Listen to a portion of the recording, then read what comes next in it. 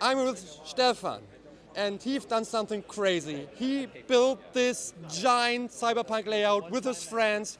So Stefan, first of all, so good to see you again, and please tell us everything about it. Of course, awesome to see you too, Andres.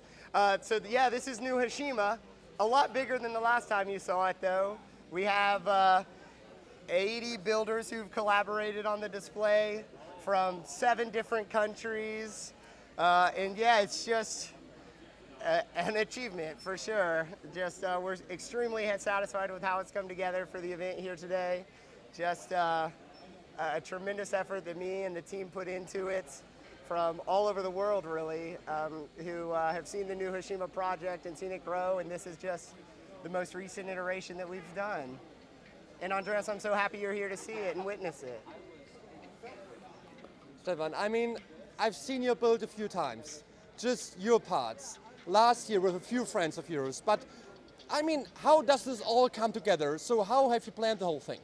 Well, in 2013, the Brolug group built their Cyberpocalypse display, and I was always extremely inspired by that display. And part of it was a modular cube system that we've replicated for this display, which allowed the builders from all over the world to build within the same standard so that we could come to this event and achieve what we have here. So it's faith in that modular system that was designed 10 years ago, and then a lot of hard work on the part of my fabulous team and my admin, Simon Liu, Mike Wilhoit, who led a big group too, Mason Ricks, who led a huge group as well. So it was a lot of people from all over and a lot of different backgrounds just coming together with one idea, and a lot of blood, sweat, and tears.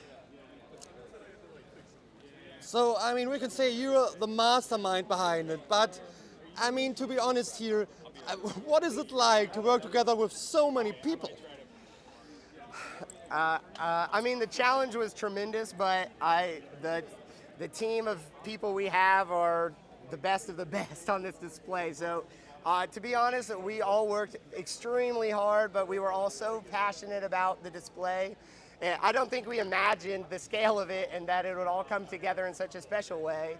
But working with so many people was, the greatest pleasure of my life. So, it's just to work with the team and see it come together in such an insane way. It just was just so fun and just so rewarding. And hanging out with these guys this weekend, stepping back and looking at the display, taking it all in, meticulously fixing little details. It's been a real ride and just such a pleasure.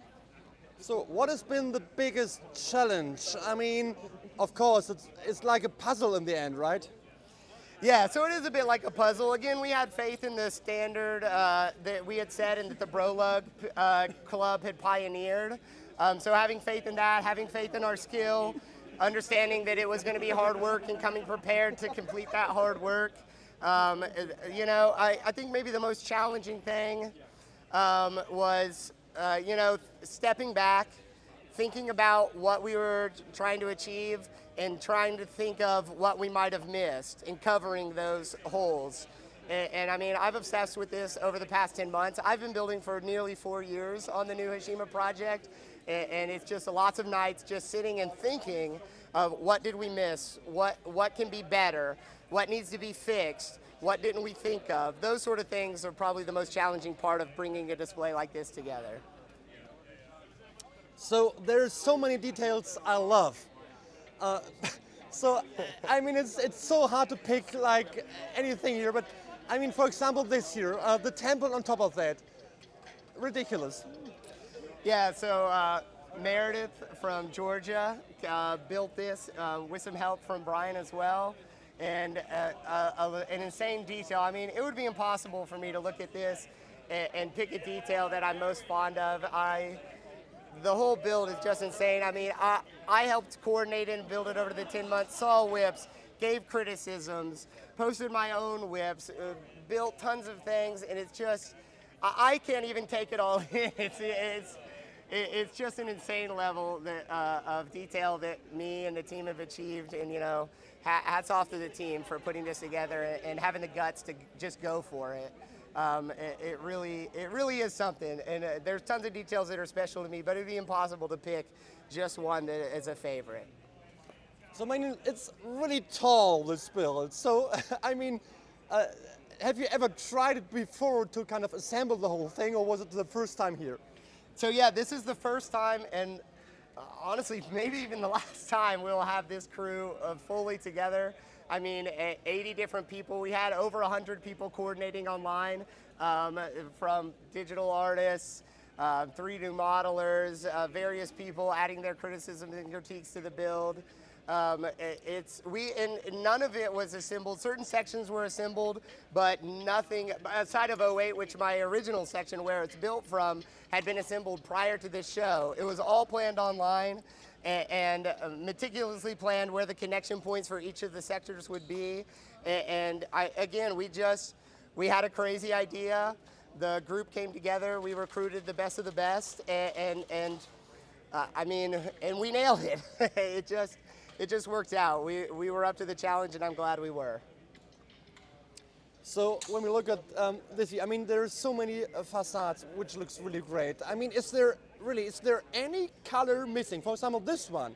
I mean, this is an older Lego color. Tell me about it. So yeah, this is the salmon from Scala.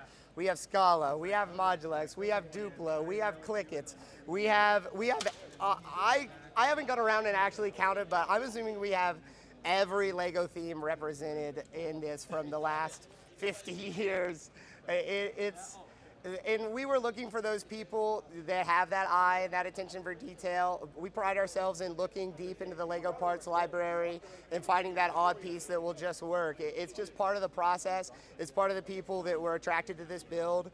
We didn't really invite people. We recruited some people. We had open calls to participate in the build, and people just came together in such an incredible way. I'm extremely proud of how it's come together.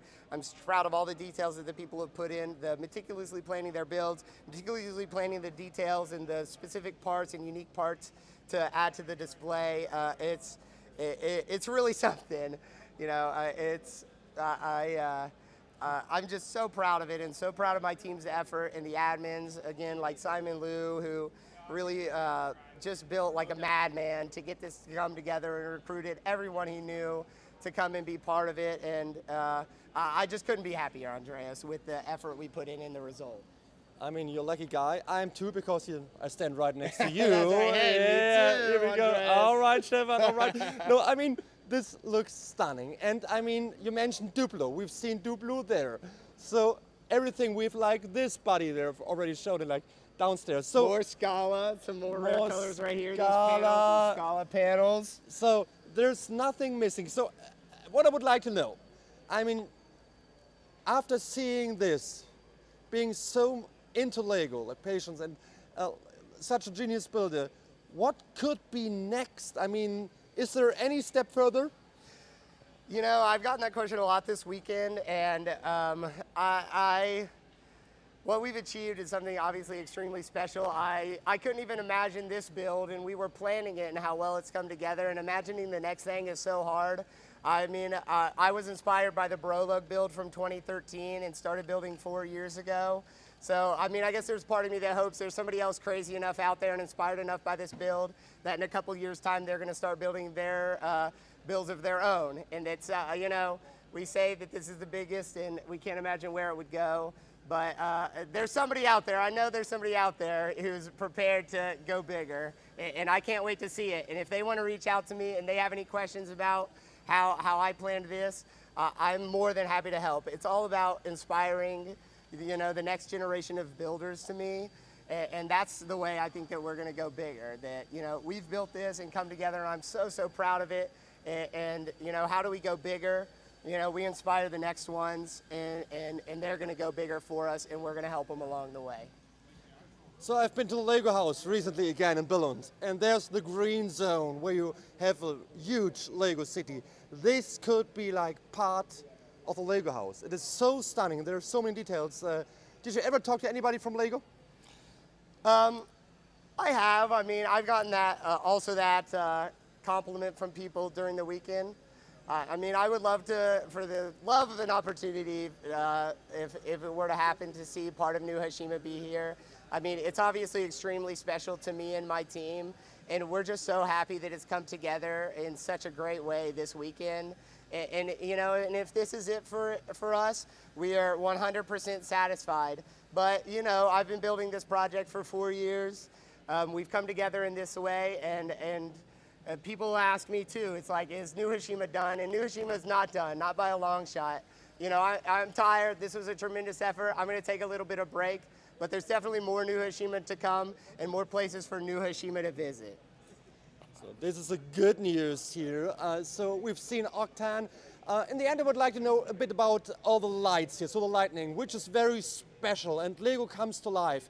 So are you an expert in this? So as part of this project, I taught myself like working with electrical systems, programming, smart controllers and stuff to achieve the things we've got. We also had tremendous support from the Rob at Brick Stuff to nail some of the lighting we have here today.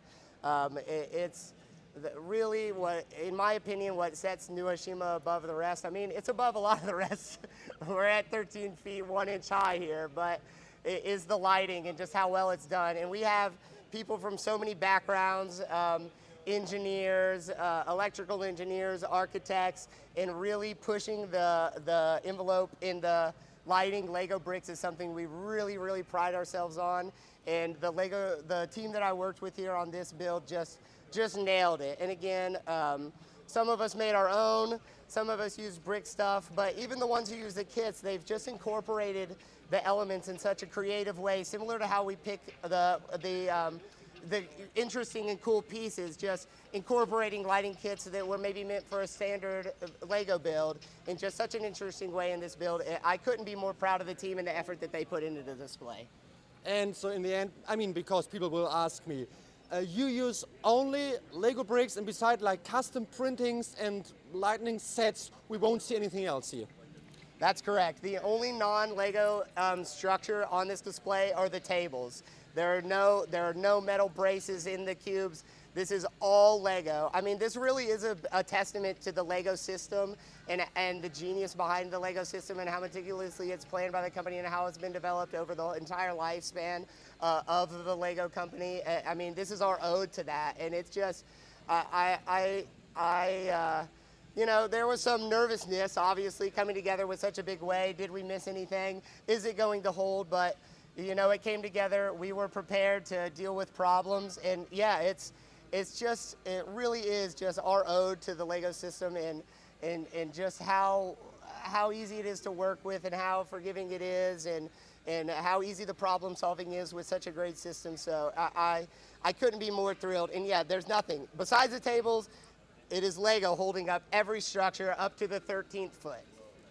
So, and my last thought here, it's so good to see like even elements from my childhood, like this TV print, which has been a set in the 80s. So it is so stunning. Stefan, in the end, I mean, you're really thankful. You're mentioning like many builders who've been involved here.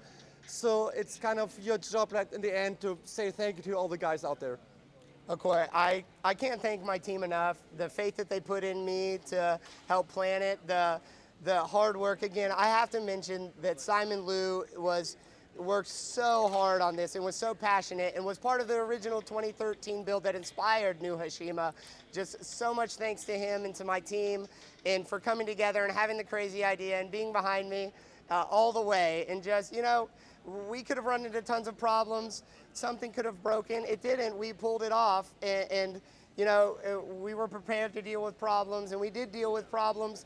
Again, I cannot thank my team enough out there, all of the guys who are around the build right now looking and just have taken it in all weekend and worked so hard. It's nearly 1,000 hours since Monday that we 63 builders have put in over this weekend. The sponsors, Vic at Eclipse Graphics, who poured so much love into this build and has poured love into it over the entirety of the New Hashima project. Bricks on the Dollar, you know, getting parts for us, sourcing parts for us to finish the water tiles. Everyone who put in it, even if they weren't building, Gallet and the other digital artists who put ads on the walls for us and sent them to us, who couldn't even be here to witness it, and we've been sending photos and stuff.